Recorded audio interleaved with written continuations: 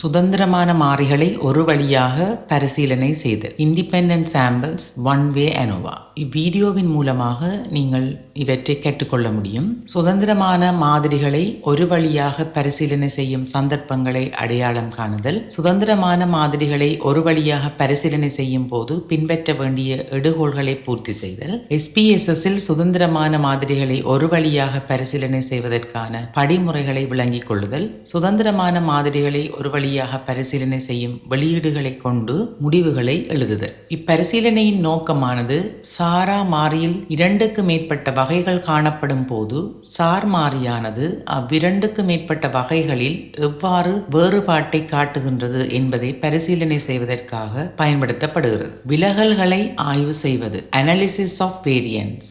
ANOVA என்பது 2க்கு மேற்பட்ட மாதிரிகளுக்கு இடையிலான விலகல்களை அடையாளம் காண்பதாகும். இப்பரிசீலனையானது வியாபார முகாமைத்துவம், நுகர்வோர் நடத்தை, சந்தைப்படுத்தல் முகாமைத்துவம் சார்ந்த பிரச்சனைகளுக்கு தீர்வு காண்பதற்கு பயன்படுத்தப்படும். இங்கு ஆய்வாளர் ஒரு வகைப்படுத்தப்பட்ட சாரா மாறியினை இது 2க்கு மேற்பட்ட வகைகளை கொண்டிருக்கும். உதாரணமாக கிளை 1, கிளை 2, கிளை 3, கிளை 4. அதேவேளை ஒரு எண்கணித மாறியினையும் சார் மாறியை கொண்டிருக்கும். உதாரணமாக விற்பனை. இவ்விரண்டு வெவ்வேறுபட்ட மாதிரிகளுக்கிடையே அல்லது குழுக்களுக்கிடையே சார் மாறியின் சராசரியில் குறிப்பிடக்கூடிய வேறுபாடுகள் காணப்படுகின்றதா என அறிந்து கொள்ளவே இப்பரிசீலனையானது மேற்கொள்ளப்படுகிறது. உதாரணங்கள்: ஒரு நிறுவனமானது 4 கிளைகளை கொண்டுள்ளது. இதன் விற்பனை முகாமையாளர் விற்பனை வருமானத்தினை உழைப்பதில் இந்நான்கு கிளைகளும் குறிப்பிடத்தக்க வேறுபாட்டினை கொண்டுள்ளதா என்று அறிந்து கொள்ளலாம். ஒரு நிறுவனம் மேற்கொள்ளும் 3 விதமான விளம்பரங்களான தொலைக்காட்சி விளம்பரம், நிகழ்நிலை விளம்பரம், விற்பனை மேம்படுத்தல்கள் ஆகியன நுகர்வோர் பொருட்களை கொள்வனவு செய்யும் நடத்தையில் வேறுபாடுகளை காட்டுகின்றதா என அறிந்து கொள்ள. விற்பனையை அதிகரிப்பதற்காக மேற்கொள்ளப்பட்ட விலைக்கழிவானது 3 பண்ட பெயர்களின் விற்பனை சராசரிகளில் வேறுபாடுகளை கொண்டுள்ளதா என அறிந்து கொள்ள. ஒரு சமூக விஞ்ஞான ஆய்வாளர் தான் மேற்கொண்டுள்ள குறிப்பிட்ட நோய் தொடர்பான விழிப்புணர்வு செயற்பாட்டின் வினைத்திறனானது விழிப்புணர்வு வழங்கப்பட்ட இடம், விழிப்புணர்வு ஊடகம், தெரிவு செய்யப்பட்ட பிரபல்யமானவர்கள் ஆகிய காரணிகளுக்கிடையே வேறுபாட்டினை கொண்டுள்ளதா என அறிந்து கொள்ள. இப்பரிசீலனைக்காக பின்வரும் எடுகோள்கள் பூர்த்தி செய்யப்படுதல் வேண்டும். 2க்கு மேற்பட்ட மாதிரி தொகுதிகளை சாரா மாறியானது கொண்டிருக்க வேண்டும். சார் மாறியானது எண்கணித மாறியாக இருத்தல் வேண்டும். இது இடைவெளி அல்லது வீத அளவீட்டு முறையில் அளவீடு செய்யப்பட்டிருத்தல் வேண்டும். சார் மாறியானது சாதாரண பரம்பலை கொண்டிருத்தல் வேண்டும். உதாரணம்: ஆய்வாளர் ஒருவர் நிறுவனம் ஒன்றில் 3 திணைக்களங்களில் பணியாற்றும் ஊழியர்களுடைய தொழில் திருப்தி நிலையினை ஒப்பீடு செய்வதற்கு விரும்புகிறார். இவர் ஒவ்வொரு திணைக்களத்திலிருந்தும் 12 ஊழியர்களை எழுமாற்றாக தெரிவு செய்து அவர்களது திருப்தி நிலையினை அளவீடு செய்கிறார். இங்கு நிதி திணைக்களங்களின் ஊழியர்கள் 1 எனவும், உற்பத்தி திணைக்களத்தின் ஊழியர்கள் 2 எனவும், விற்பனை திணைக்கள ஊழியர்கள் 3 எனவும் பதிவு செய்யப்பட்டுள்ளது. சுதந்திரமான மாதிரிகளை ஒரு வழியாக பரிசீலனை செய்வதற்கு SPSS-இல் நாம் எவ்வாறு பரிசீலனையை மேற்கொள்ளலாம் என்று பார்ப்போம். இங்கே ஃபைல் ஆனது ஓபன் செய்யப்பட்டு காணப்படுகிறது. அனலைஸ் என்பதை கிளிக் செய்யவும், பின்னர் விவரண புள்ளி விவரம் என்பதை கிளிக் செய்யவும், எக்ஸ்ப்ளோர் என்பதை கிளிக் செய்யவும். இதில் ஒரு டயலாக் பாக்ஸ் தோன்றும். இங்கு சார் மாறி டிபெண்டன்ட் வேரியபிள் ஊழியர் திருப்தியை வலப்பக்கம் உள்ள டிபெண்டன்ட் லிஸ்ட் என்னும் பகுதிக்கு மாற்ற வேண்டும். பின்னர் சாரா மாறியான திணைக்களத்தை கிளிக் செய்து அதனை ஃபேக்டர் லிஸ்ட் என்னும் பகுதிக்குள் மாற்ற வேண்டும். ஓகே என்பதை கிளிக் செய்யும் போது இங்கு விவரண பகுப்பாய்வுக்குரிய புள்ளி விவரங்கள் வெளிப்படுத்தப்படும். இங்கே பெறப்பட்ட முடிவுகளை அடிப்படையாக கொண்டு சார் மாறியானது சாதாரணமாக பரவலடைந்துள்ளதா என்பதை உறுதி செய்து கொள்ள முடியும். பின்னர் மீளவும் அனாலிசிஸ் என்பதை கிளிக் செய்யவும். இதன் போது உருவாகும் ட்ராப்பாக்ஸ் மெனுவில் கம்பேர் என்பதை கிளிக் செய்ய வேண்டும். பின்னர் ஒன் வே அனோவா என்பதை கிளிக் செய்யும் போது டயலாக் பாக்ஸ் ஒன்று தோன்றும். இங்கு சார் மாறி என்னும் பெட்டிக்குள் இருக்கும் ஊழியர் திருப்தி என்பதை டிபெண்டன்ட் லிஸ்டுக்குள் மாற்ற வேண்டும். சாரா மாறியான திணைக்களம் டிபார்ட்மெண்ட் என்பதை ஃபேக்டர் என்னும் பெயரிட்ட பகுதிக்கு மாற்ற. பின்னர் போஸ்ட் ஹாக் என்பதை கிளிக் செய்யவும். இதன் போது உருவாகும் டயலாக் பாக்ஸில் டர்க்கி என்பதை கிளிக் செய்யவும். பின்னர் கண்டினியூ என்பதை கிளிக் செய்யவும். பின்னர் ஆப்ஷன் என்பதை கிளிக் செய்து உருவாகும் டயலாக் பாக்ஸில் டிஸ்கிரிப்டிவ் விவரணம், homogeneity of variance test, விலகல் பரிசீலனையின் ஒத்ததன்மை, which means split ஆகியவற்றை கிளிக் செய்து அவற்றை ஆக்டிவ் ஆக்கவும். பின்னர் கண்டினியூ என்பதை கிளிக் செய்து பின்னர் ஓகே என்பதை கிளிக் செய்யும். இவ்வாய்வு பரிசீலனையின் போது கிடைக்கப்பெற்ற வெளியீடுகள் ஒவ்வொன்றையும் பார்க்கலாம். முதலாவதாக விவரண புள்ளி விவர வெளியீடு ஒன்றில் மாறிகளின் விவரணங்கள் காட்டப்பட்டுள்ளன.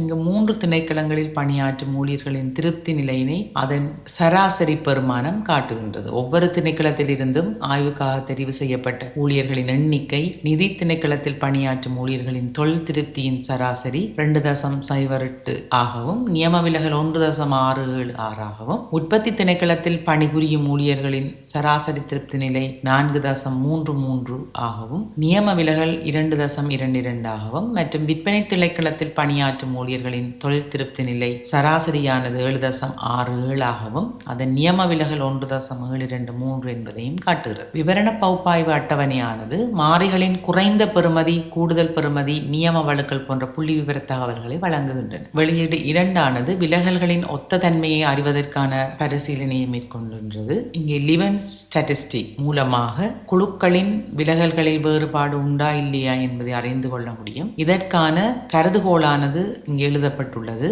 பூச்சிய கருதுகோளானது குழுக்களின் விலகல்களில் வேறுபாடுகள் இல்லை, மாற்று கருதுகோளானது குழுக்களின் விலகல்களில் வேறுபாடு உண்டு என்று எழுதி கொள்ள முடியும். இங்கு லிவன் ஸ்டாட்டிஸ்டிக் ஆனது பொருண்மை பெருமானமானது பொருண்மை நிகழ்தகவு மட்டத்தினை விட அதிகமாக உள்ளது. 0.664 ஆனது இது 0.05 விட அதிகமாக உள்ளது.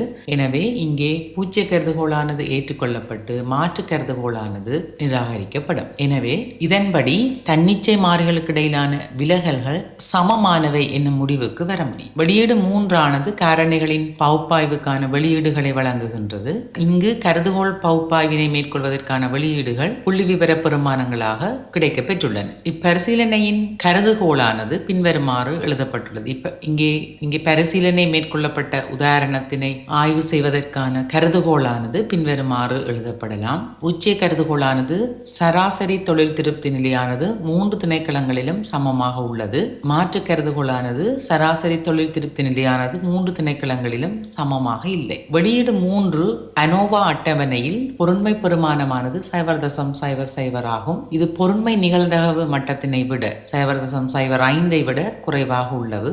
எனவே பூச்சிய கருதுகோள் நிராகரிக்கப்பட்டு மாற்று கருதுகோள் ஏற்றுக்கொள்ளப்படும். இதன் மூலம் சராசரி தொழில் திருப்தியானது 3 திணைக்களங்களிலும் சமமாக இல்லை என்னும் முடிவுக்கு வர முடியும். வெளியீடு 4 போஸ்ட்ஹாக் பல ஒப்பீடுகள் என்பது ஒவ்வொரு திணைக்களங்களுக்கு இடையில் நிலவுகின்ற சராசரி தொழில் திருப்தி நிலையில் நிலவுகின்ற வேறுபாடுகளை அடையாளம் காண்பதற்கு உதவும். இங்கே ஒவ்வொரு திணைக்களங்களுக்கும் இடையிலே நிலவுகின்ற வேறுபாட்டை விளங்கிக் கொள்வதற்காக கருதுகோளானது தனித்தனியாக எழுதப்படலாம்.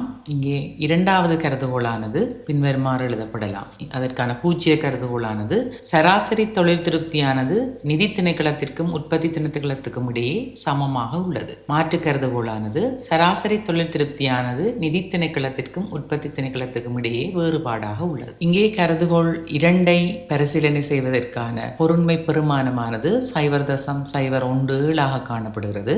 இது பொருண்மை மட்டத்திலும் குறைவாக காணப்படுவதால் பூச்சிய கருதுகோளானது நிராகரிக்கப்பட்டு மாற்று கருதுகோளானது ஏற்றுக்கொள்ளப்படும். எனவே சராசரி தொழில் திருப்தியானது நிதி திணைக்களத்திற்கும் உற்பத்தி திணைக்களத்துக்கும் இடையே வேறுபாடாக உள்ளது என்ற முடிவுக்கு வர முடியும். அடுத்ததாக 3 கருதுகோளை பார்ப்போம். 3 கருதுகோளுக்கான பூச்சிய கருதுகோளானது சராசரி தொழில் திருப்தியானது நிதி திணைக்களத்திற்கும் விற்பனை திணைக்களத்துக்கும் இடையே சமமாக உள்ளது. அதேவேளை மாற்று கருதுகோளானது சராசரி தொழில் திருப்தியானது நிதி திணைக்களத்திற்கும் விற்பனை திணைக்களத்துக்கும் இடையே வேறுபாடாக உள்ளது. கருதுகோள் 3 பொருண்மை பெருமானமானது 0.000 உள்ளது. இதுவும் பொருண்மை நிகழ்தகவு மட்டத்தினை விட குறைவாக காணப்படுகிறது. எனவே பூச்சிய கருதுகோளானது நிராகரிக்கப்பட்டு மாற்று கருதுகோள் 3 கருதுகோளானது ஏற்றுக்கொள்ளப்படும். இதனால் சராசரி தொழில் திருப்தியானது நிதி திணைக்களத்திற்கும் உற்பத்தி திணைக்களத்துக்கும் இடையே வேறுபாடாக உள்ளது என்னும் முடிவுக்கு வர முடியும். அடுத்ததாக 4 கருதுகோளை பார்ப்போம். 4 கருதுகோளுக்கான பூச்சிய கருதுகோளானது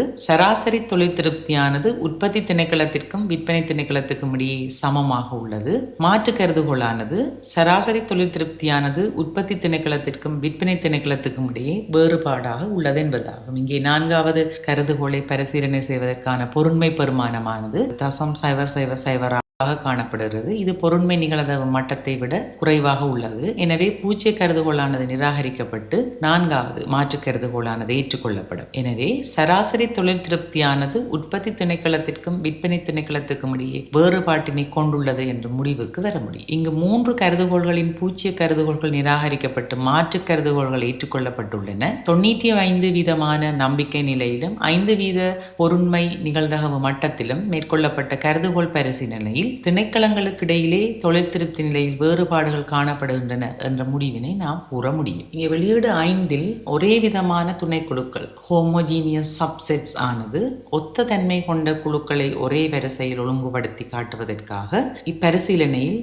பெறப்பட்டுள்ளது. இங்கு 3 திணைக்களங்களிலும் காணப்படுகின்ற தொழில் திருப்தி நிலையானது வேறுபாடாக காணப்படுவதால் இவ் அட்டவணை வெவ்வேறுபட்ட 3 விதமான திருப்தி நிலையினை வேறுபடுத்தி காட்டுகிறது. இம்மூன்று திணைக்களங்களிலும் நிலவுகின்ற திருப்தியானது 3 வெவ்வேறுபட்ட விதமாக உள்ளது என்பதை அட்டவணை பிரித்து காட்டுகிறது. அதே போல வரைபடமானது சராசரி புள்ளியினை இணைத்து காட்டும் வரைபடம் ஒவ்வொரு திணைக்களத்திலும் தொழில் திருப்தியின் சராசரியானது எவ்வாறு இருக்கின்றது என்பதை காட்டுகிறது. ஒப்பீட்டு ரீதியில் விற்பனை திணைக்களத்தின் சராசரி திருப்தியானது அதிகமானது 7.67ஆகவும், இரண்டாவதாக உற்பத்தி திணைக்களத்தின் சராசரி திருப்தியானது 4.33ஆகவும் இது நடுநிலையிலும், மூன்றாவதாக நிதி திணைக்களத்தின் ஊழியர் திருப்தியானது மிக குறைவான நிலையிலும் 2.08ஆகவும் காணப்படுகிறது. இங்கே பெறப்பட்ட வெளியீடுகளை அடிப்படையாக கொண்டு ஆய்வாளர்கள் தமது முடிவுகளை ஒவ்வொரு வெளியீட்டையும் அடிப்படையாக கொண்டு விளக்க முடியும். இவ்வீடியோவில் சுதந்திரமான மாதிரிகளை ஒரு வழியாக பரிசீலனை செய்யும் சந்தர்ப்பங்கள், அவற்றுக்காக பூர்த்தி செய்ய வேண்டிய எடுகோள்கள், SPSS-இல் இப்பரிசீலனையை நீங்கள் எவ்வாறு மேற்கொள்ளலாம் என்பது பற்றியும், பெறப்பட்ட முடிவுகளை அடிப்படையாக கொண்டு எவ்வாறு முடிவுகளை எழுதி கொள்ளலாம் என்பது பற்றியும், கருதுகோள்கள் எவ்வாறு பரிசீலனை செய்யப்பட முடியும் என்பது பற்றியும் மீண்டும் அடுத்த வீடியோவில் உங்களை சந்திக்கும் வரை உங்களிடமிருந்து விடைபெறுகிறேன். நன்றி, வணக்கம்.